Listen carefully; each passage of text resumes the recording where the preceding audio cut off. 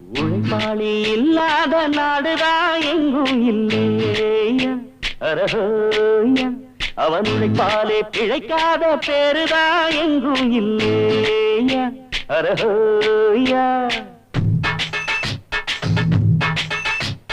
உழைப்பாளி இல்லாத நாடுதான் எங்கும் இல்லையா